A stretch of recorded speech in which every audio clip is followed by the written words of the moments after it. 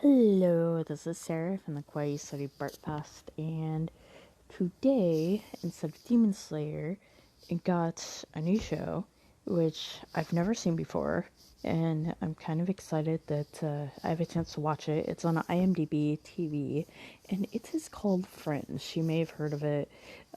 For whatever reason, I never watched it while it was airing. I'm not sure why, because from what I've seen, it's like absolutely my jam.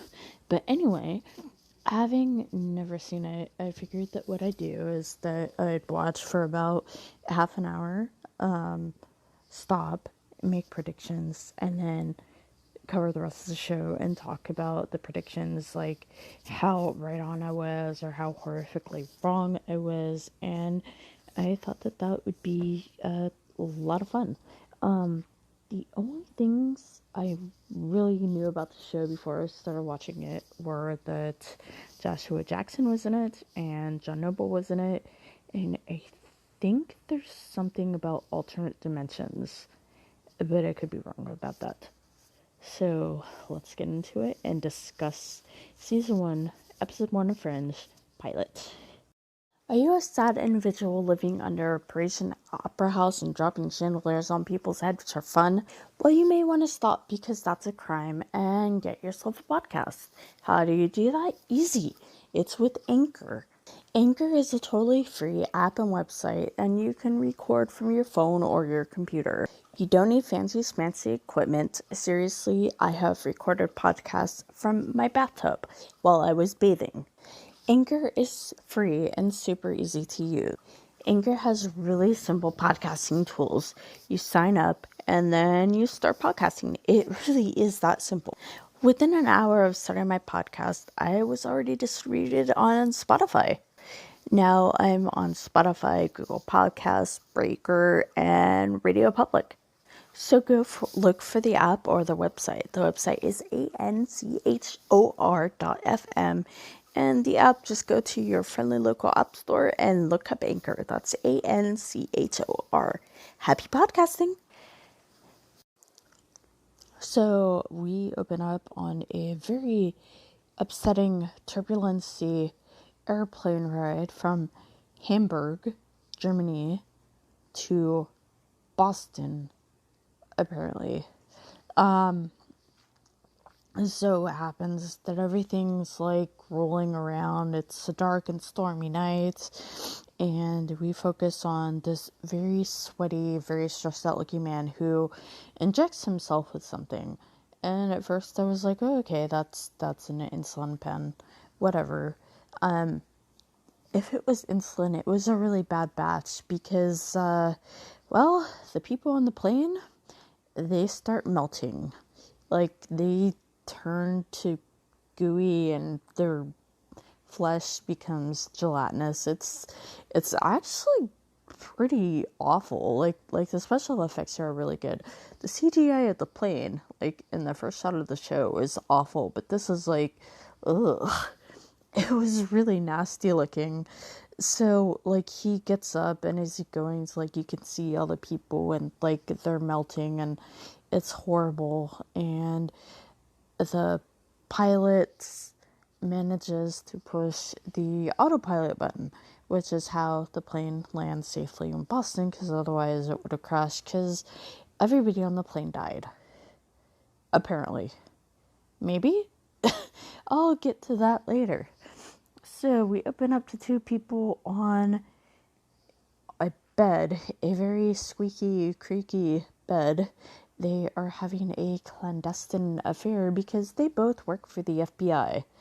The man, John Scott, I don't trust him. There's a reason later on that, like, further cements my distrust of this dude, but it's like, I was watching the scene and it's like, there's something off. So there's something going on with this guy. And then we have Olivia Dunham, who has gorgeous, gorgeous hair. This woman's hair is so pretty.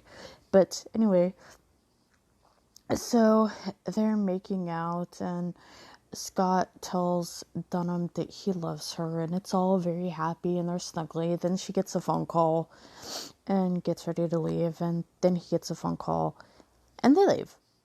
So they end up at the airport. Olivia's there first and she's talking to a man named Charlie Francis, I think, who was an Arrow. Like, it's funny, I didn't recognize him by his face, but I recognized him by the voice. He was Diaz, an Arrow. So that was interesting. He seems to be a good egg. We'll see what happens. But anyway, so John Scott ends up there. He's yelling at somebody on a phone. Not sure what that's about, but okay. So they get to the briefing, and basically there's like blood splatter everywhere. As far as anybody could tell, there are no signs of life. The CDC ordered them not to open up a plane unless they have like level 4 hazmat suits, which I'm pretty sure that's not how hazmat suits work. I think that hazmats are done by letter. I could be misremembering, but yeah, I think that that's how that works. And anywho, sorry, had to get a drinky poo. So then we meet a man named something Broyles. I forgot his name, which is okay because I do not like him at all. So Broyles basically sneers at Olivia and like mocks her and calls her honey, which is like, this dude is an FBI agent, really? That's so unprofessional. And see, I thought that he knew about the affair that she was having with John Scott, and like, okay, he thought that she was sleeping her way to the top, which, how would he know that John Scott wasn't sleeping his way to the top? I mean, come on. Because later on, she proves herself to be really intelligent. But anyway, so it turns out that the reason is so much worse than that. Apparently, his best friend was busted by Olivia for sexually assaulting 3 Marines. Yep. He's mad at her because she did her job properly and put a sex offender behind bars. Broyles, you're a horrible person, and we weren't even testing for that.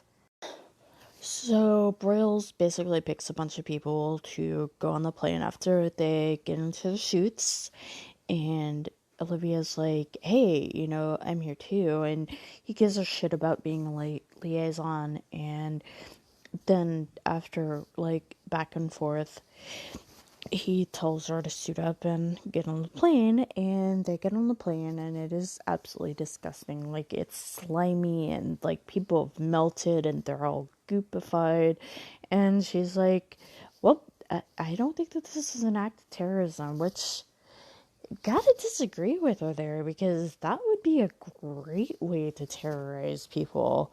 I mean, like, in a few minutes, like, all these people have died horrifically, I might add, and basically been rendered unfit for an open casket viewing. You know, they're rendered because they're slimy and goopy. Look, I thought it was funny, okay? Don't judge me. So anyway, they get back, and basically Broyles gives Olivia what seems like kind of like a BS assignment. He's like, well, there were some people passing off a suitcase at the storage area, and she's like, oh, great. And then that's when he refers to his friend sexually assaulting 3 people as a lapse of judgment. And wow, I would not want to work for this man. He's horrible. I hope his asshole ruptures and he bleeds out in the show, because like he's awful. Like, okay, yes, sexual assault is technically a lapse of judgment, but it is also a conscious decision. And minimizing that just because you have a friend, like, seriously, he should be thanking her because, she stopped a sexual assaulter. Okay, sorry, just. Oh, have you ever, like, seen a character on a TV show and it's like you just want to reach through the screen and strangle them? So, anyway, oh, and I forgot to say this, and I can't believe this, but, like, meanwhile, a guy pulls up to the airport, and, like, obviously the tarmac's been shut down, and he's like, oh, what's going on? And it looks like the guy who injected himself on the plane, but logically it can't be, because, like, even if what he injected himself, like, somehow saved him from the goopification, they didn't open the plane, so he wouldn't have been able to get out to drive up to the airport. You know what I mean? I mean, like, there's no logical way he could have snuck out. So, logic also dictates that, like, it's probably a twin, but since the show deals with alternate dimensions, if I remember correctly, I'm thinking it's like an alt version of what's his face, who I don't think ever was given a name yet. Well, ever, because I haven't finished watching the episode. This is like the first 30 minutes that I watched. But I'm enjoying theorizing, so I'm thinking alt version somehow. Not sure how that's going to play out, but it should be interesting. And then, so Olivia goes to the storage unit, and for some reason, John Scott is with her. Like, why? And this is what made me think that there's definitely something fishy about this dude. Because, I don't know, why is he there? There's, like, no reason. Oh, and they talk, and she's like, oh, it weirded me out, and I love you too. And it was like, I don't know, this doesn't bode well. He's definitely a bad dude. I swear, if this dude turns out to be like a good guy, I'm gonna be so pissed off. But it's because, like, I'm gonna feel tricked, and I'm not gonna feel as smart, and that'll be sad. But anyway, so they look through the dumpster and they find some ammonia, which is weird, but it's not like the gotcha that, like, I would think. I mean, like, somebody was cleaning something. So I guess that's the basis, but they're like, so basically they start popping locks on the storage unit, like,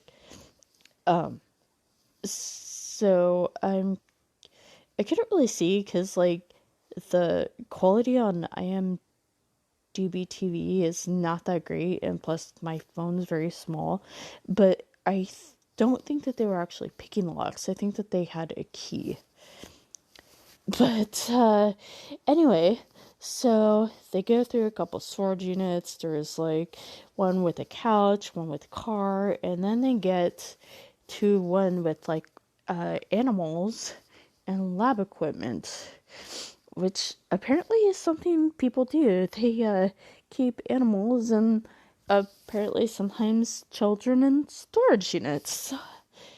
Yeah, that was interesting. When we had our storage unit when we lived in Washington, we were talking to the dude who ran the place, Kevin, and like, they had, like, all these things like no animals or people, and it's like, oh, come on, people don't actually put people in storage unit. And he's like, yeah, actually a couple of years ago they did. So that's a thing that happens. So anyway, Agent Scott is looking through the things, and then he sees the guy who looks like the guy in the plane, and he pulled up to the airport. I'm gonna definitely say that that's not the dude from the plane. So, the doppelganger. Because, I don't know, a twin would actually make sense for us, too much sense for a sci-fi show. So it's got to be something a little more out there, right? Right.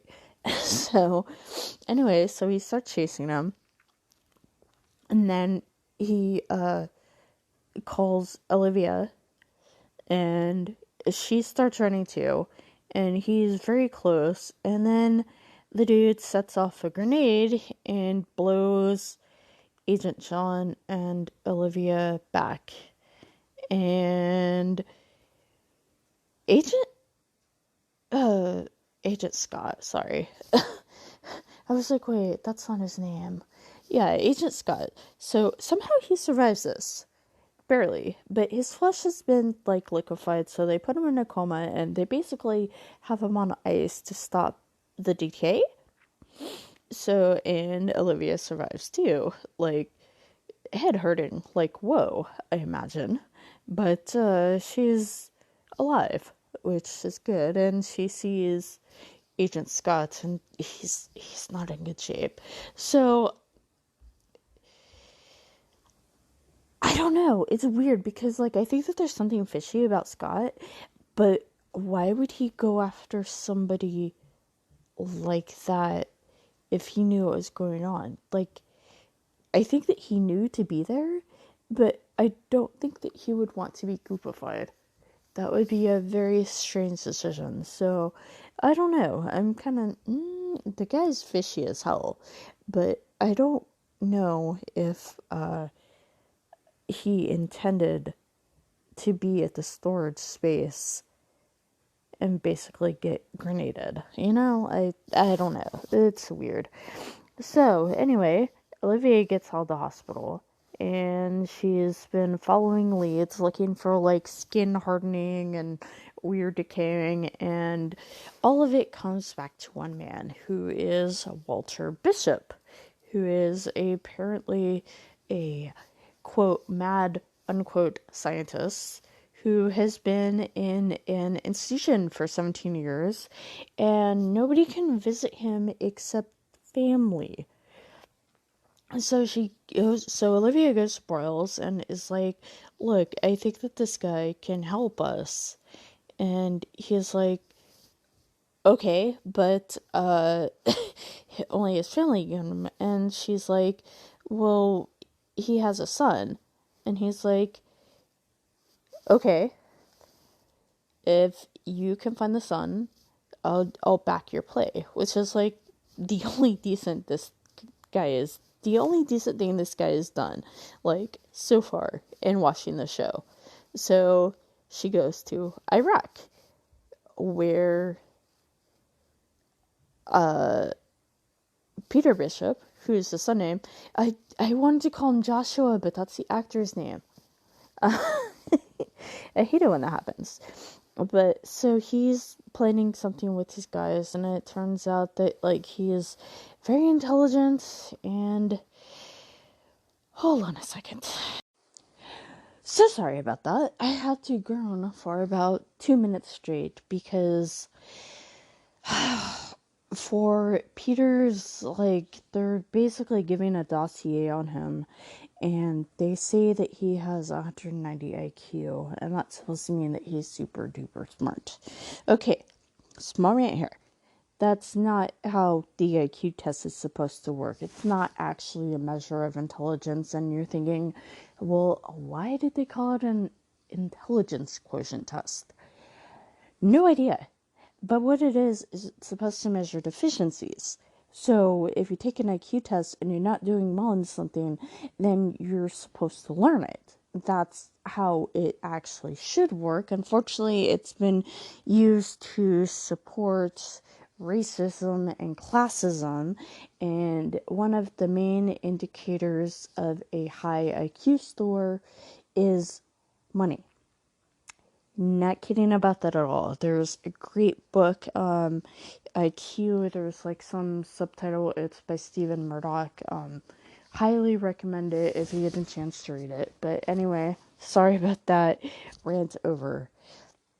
So she catches up to Peter in Iraq and tells him, hey, like, I need to talk to your father. And he is very condescending, calls her sweetheart, and she tells him that she has a file on him, and if he doesn't help her, she will tell everybody he doesn't want to know about where he is, which would be kind of a dick move, except he's been such a condescending jackass that it's like, nah, whatever. But honestly, I don't think that there is a file. It just, I mean, it doesn't like seem in her character to actually do that from what I've seen. I could be wrong, but just like everything that we've been like told about Olivia, I don't think that she would actually do that.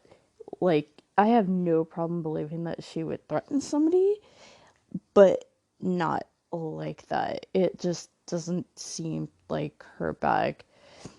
So he's like, fine. So they go back, and on the plane, he talks about what his father did, and he thought basically he invented toothpaste. And he was like, well, when they took him away, I realized that it didn't really have much to do with toothpaste. And apparently, Walter was like horribly abusive and neglectful. So it's like he has a reason to not want to see his father. And I get that. But I mean, like, she also told him, like, hey, there's somebody I care about who's dying. And he's like, oh, we all know somebody who's dying, which Joshua Jackson is really good at playing dickheads. He really is.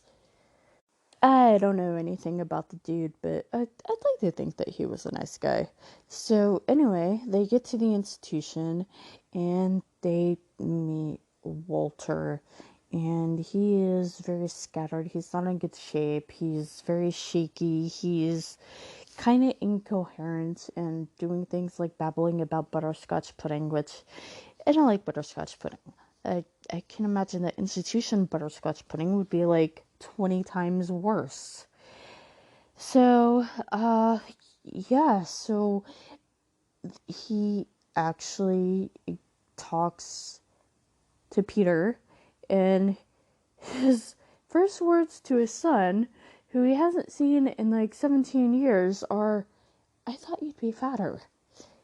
Which, like, wow, he's horrible. I mean, I love John Noble, but like, Walter is just the worst. He's, ah. But anyway, so that's where I have gotten so far in the show. So now I'm gonna watch the rest of it and talk about it and talk about what I got wrong and right. Okay, see you there. And now it's time for a quick break. So, we have Peter, Olivia, and Walter all on a rather unhappy little road trip. Walter is asked if there would be anybody who would know about the experiments he was doing 17 years ago, and he's like, well, maybe God or my assistant who, died. And then he brings up somebody named William Bell, who he calls Belly. Okay, sure. Um, so apparently William Bell is the head of a company called Massive Dynamics, and as they're driving, they pass a sign, so it's obviously a pretty big deal. And while they're talking, Walter's like, ah, and they're like, what's wrong? And he's like, I've pissed myself. And like, I wouldn't make a note of it. It's just like Peter's like, great, and Walter's like, it was only a little squirt, and that delivery is one of the funniest things ever. Like, I don't know if I can express how funny I found it because like literally I just busted up laughing. Like, John Noble is great. Like, I don't really like Walter so far, but like, I've liked everything I've seen John Noble in. He's phenomenal. But anyway, so Olivia talks to Charlie at the hospital, and he asks, like, well, what about Walter? And he's like, well, he's crazy and he's really irritating, but I think he's the only hope we have. So they go into John's room, and it's another agent, Peter, Walter, and Olivia, which I'm not sure that they would necessarily allow that. I mean, it's really confusing because obviously he's not that contagious, but it seemed to be like really contagious on the plane. Maybe the contagion part died out after a while, I'm not sure. But okay, sure. So, basically Walter grabs a scalpel and Peter's like, are you gonna stop him? And Olivia's like, no, let him do what he's doing. So he takes a sample from Agent Scott and is like, yeah, I got to take this to the lab. It's at Baltimore Harvard. And Peter's like, your lab's gone. It's been gone for 17 years. And Walter freaks out. So Olivia ends up talking to Broyles, whose first name is Philip, and I swear I'm gonna call the man Boyle because he's just awful. Like, she's like, I really think we need to open up the lab to Harvard. And he's like, yeah, if only your tenacity were because you actually care, because I think you're having an affair with Agent Scott. What's she is, so that part's fair, except for the part that the reason he's so pissed at her is because she was doing her job. So that's kind of, shut up, Boyle. So, anyway, they open up the lab to Harvard. We have a science cow. So, they're in the Harvard basement, and Walter's like rhapsodizing over like all his old equipment. She's like, yeah, I need this, and I need this, and I need this, and blah, blah, blah. And he's like, oh, yeah, I need a cow. And Olivia's like, a cow? And she's like telling Agent Danforth to write all this stuff down. And she's like, why? And Peter's like, well, if you must know, cows are close genetically to people. And she's like, oh, did you learn that with MIT? Which, okay, sure, maybe. And he's like, no, I learned it from reading a book. You should try it sometimes. I want to punch Peter in the nose. But anyway, so you get a delightful scene of them leading a science cow down a hallway. I like the cow. She's a cute cow. I hope that she survives the show. We also get this great line from Walter. Humans are the most perfect test subject unless you want milk. Then you get a cow.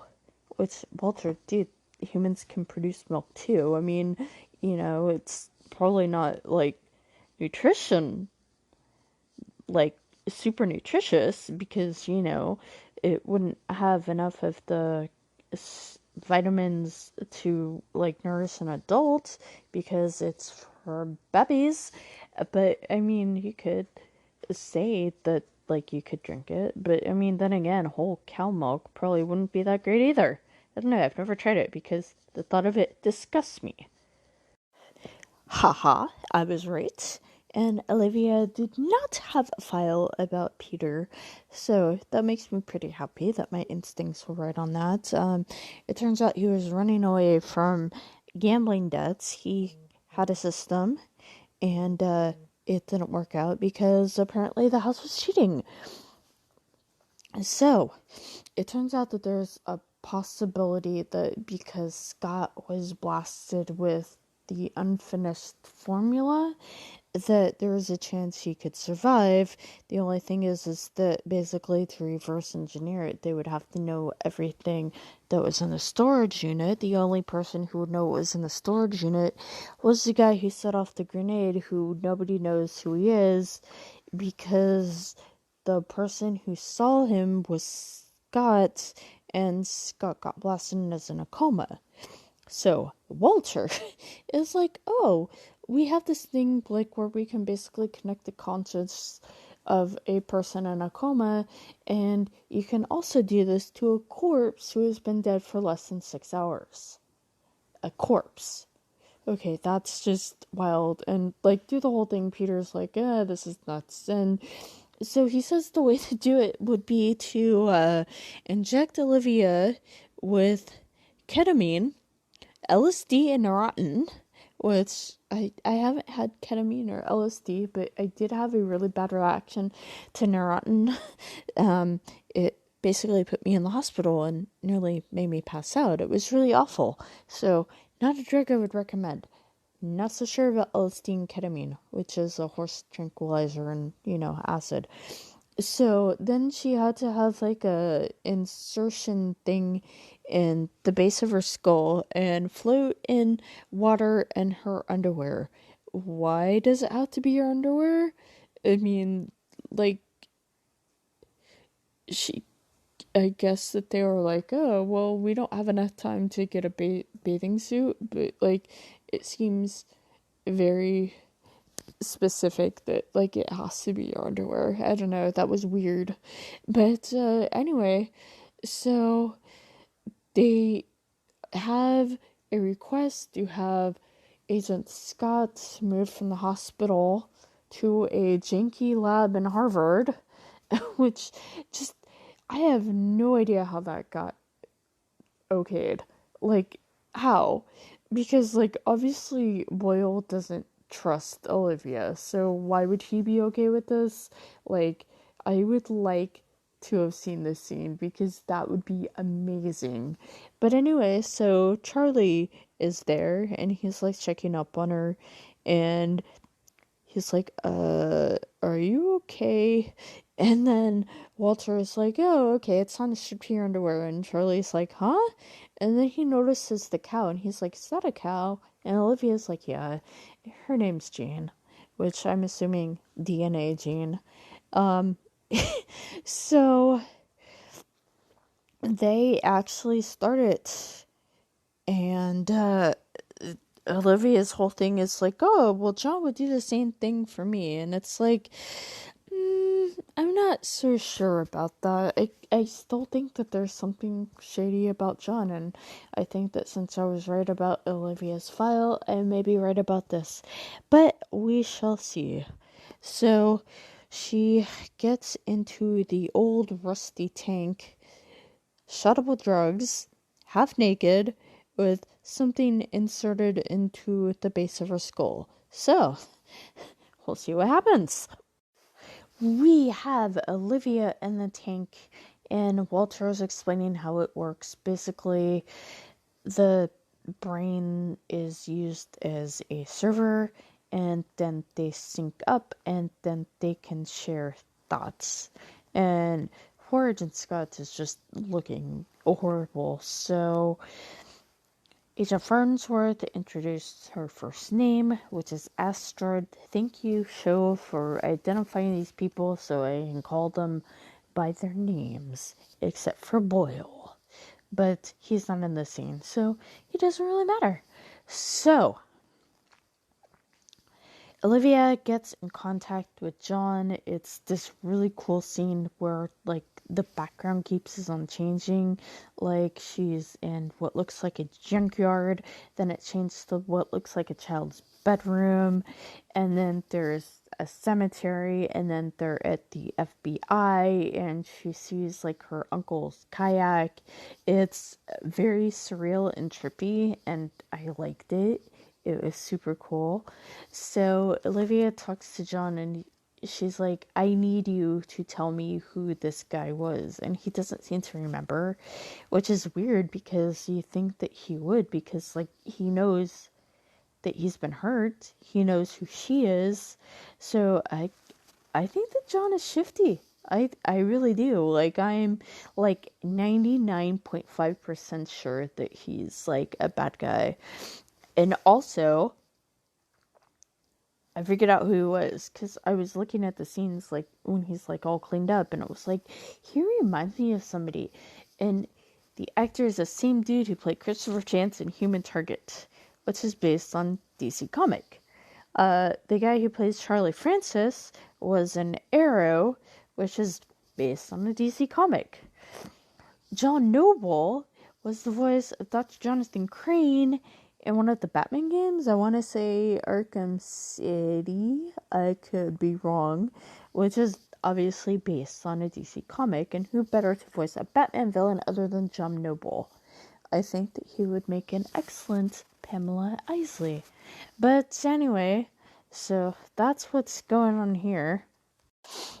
Astrid now has the guy's face basically imprinted in his mind, so she goes to the FBI and starts drawing up a sketch of him basically on the computer, and they're looking for him, and he has no criminal record.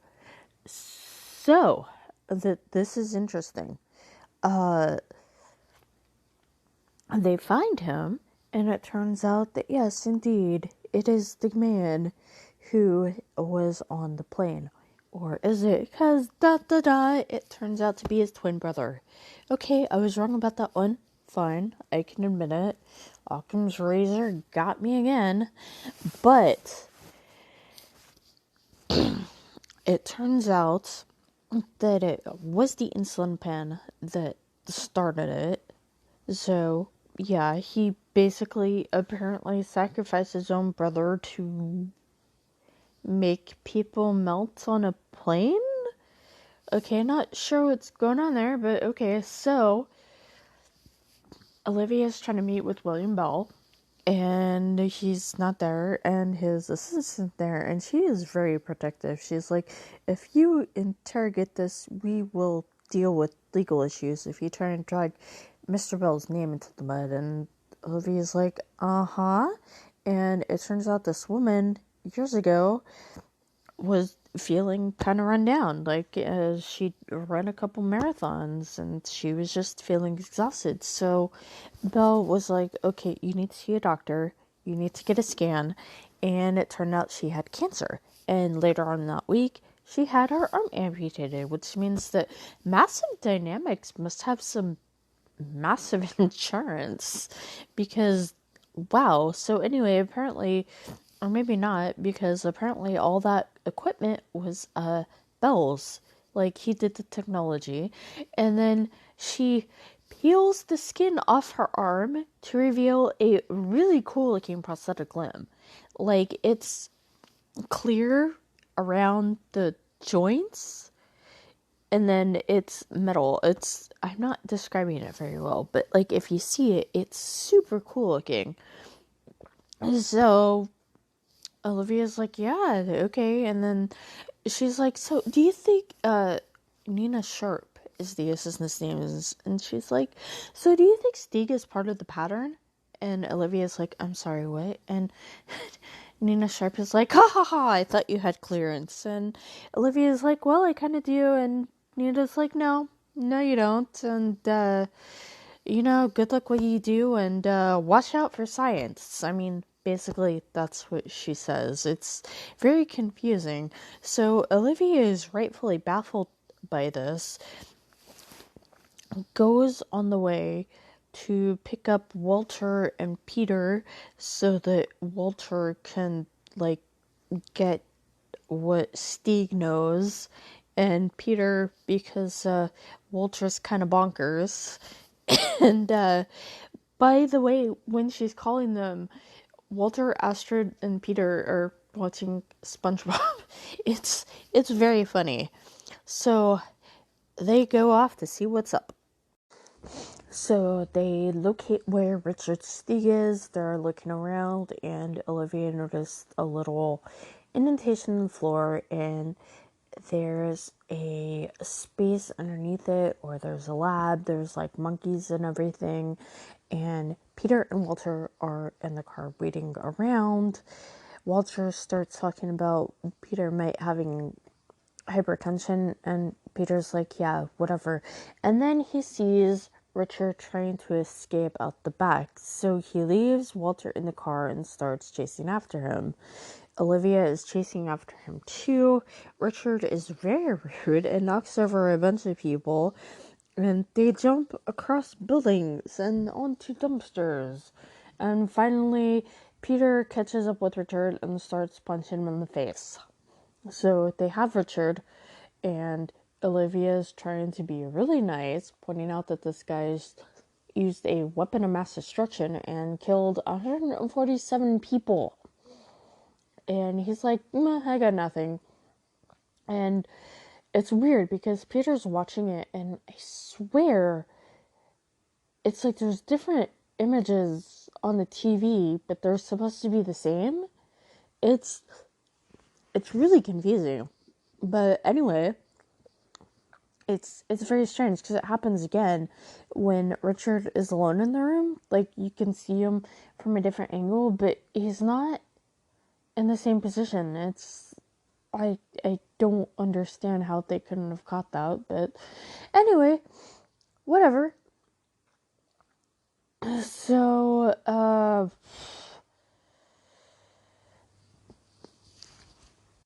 sorry about that. Mild coughing fits.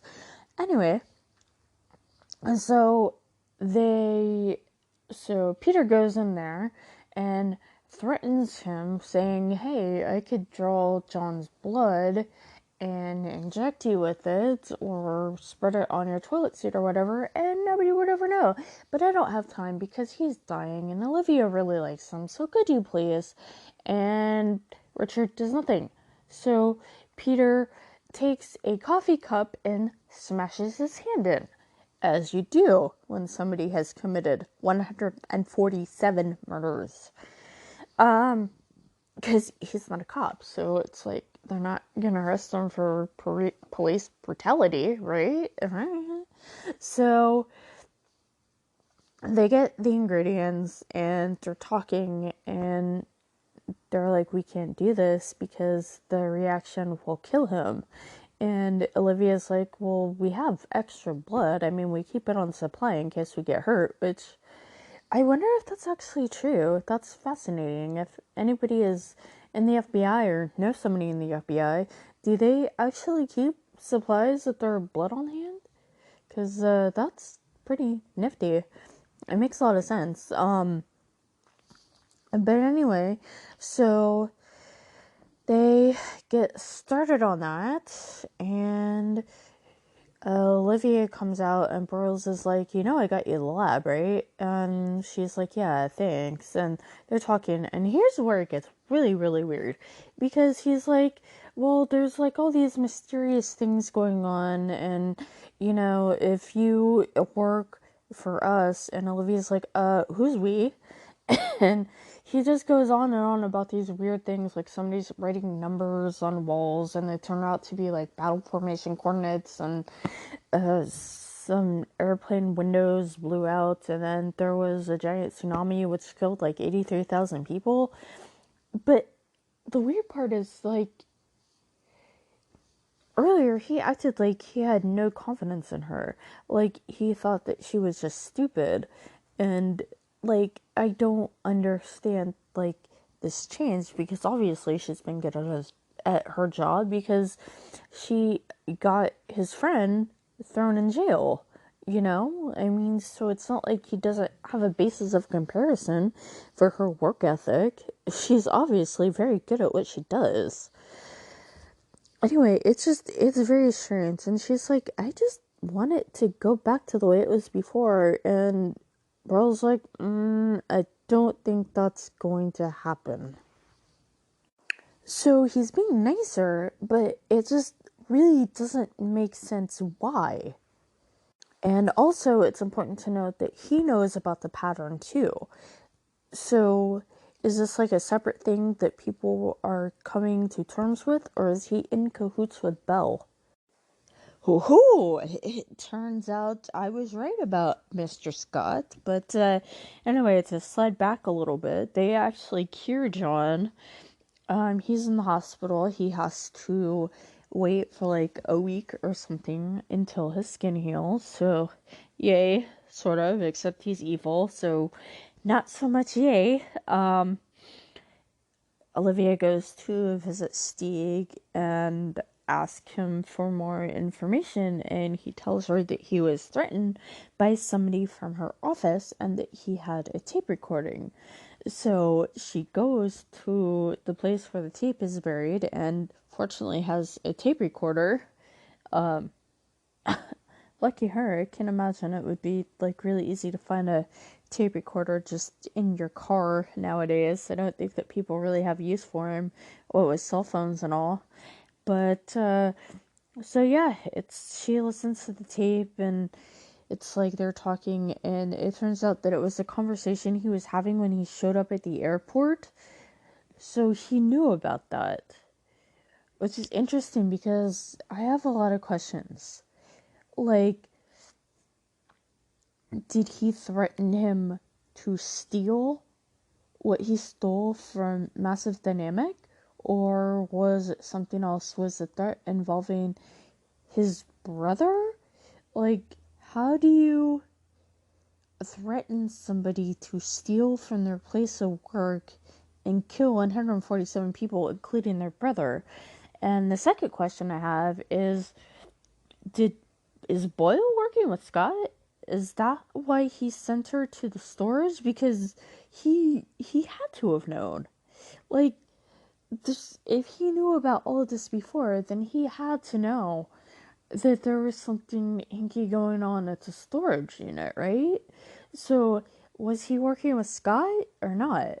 I I don't know. It's really weird. So anyway, Scott wakes up, goes to Steve's room, and smothers him with a pillow. As you do when you threaten somebody into murdering 147 people and you do not want them to spill the beans. Olivia rushes back to the hospital trying to get Stieg and Scott checked on, only Stieg's dead, and by the time she gets to the hospital, Scott is away in an SUV, so she gives chase, and they go down the roads. It's a very intense car chase, very hard to keep track of. It kind of made me dizzy, but yeah, so then he tries to run her off the road, and it's like, dude, this poor woman has been spending like days trying to save you, and you try and run her off the road? Okay, sure. And I was really confused about like how he knew that Stein was there, and even more confused about how basically his body was breaking down from the inside, and like he's able to kill people and go on car chases. Okay, sure, but then again, he did see Olivia in the unconscious state, so maybe that's how he knew that Stieg was there. Because, like, obviously, if uh, how how did he know that he was in the hospital? I mean, that's just lucky, right? That's just luck. Anyway, so he ends up hitting a barrier, car flips. He tries to get out. He's hurt very badly, dying, and Olivia's like, I have to know more. So poor Olivia's like, I have to know more. Tell me more. And he manages to kirk out, why do you think Broyle sent you to the storage unit? And it's like obvious by this time that Boyle knew what was going on, you know? But what I want to know is that, was he working with Scott? Was he working against Scott? Because if he was working with Scott, I don't think that Boyle would want Scott conscious. You know what I mean? So anyway, he dies, and basically it was kind of for nothing. Like all the effort that went into saving him, except for they know that he's shady. So meh. So Olivia has a talk with Charlie, and Charlie's like, well, what's the point of we're even doing, like, if corporations have higher clearance than we do, which, I mean, is valid, something to be upset about. And Olivia's like, yeah, I have to go back to the lab. So she goes back to the lab and tells Peter that, like, she understands that he wants to get away, but she needs Walter, so he needs to stay. Peter is pretty much the opposite of thrilled about this. So Olivia is trying to convince Peter to stay. Like, she really, really needs him. And Peter's like, well, I talked to my dad, and he's like shockingly lucid. And he told me what happened and gave me the full details on the plane. And I honestly just kind of want to leave Boston. And then for some reason he decides to stay because I guess otherwise there wouldn't really be a show. logically, he should leave. That would be the intelligent thing to do. But anyway, so we get to a building somewhere, white, lots of pipes, and there's a man wheeling a body on a gurney, and it turns out that it's Agent Scott. And Nina Sharp, uncovers the body, and she's like, well, how long has he been dead? And the guy's like, 5 hours. And she's like, question him. And so the corpse is rolled through a door, and there's like a pin pad thing with a picture of a leaf on it, and we don't even get to see a corpse being questioned because the show ends. Look, ever since they brought up the idea of corpse questioning, I want a corpse questioning, and if there isn't a corpse being questioned on the show, I will be very, very upset. Alright, and that's it. That's the end of the pilot. Hope you enjoyed it as much as I did.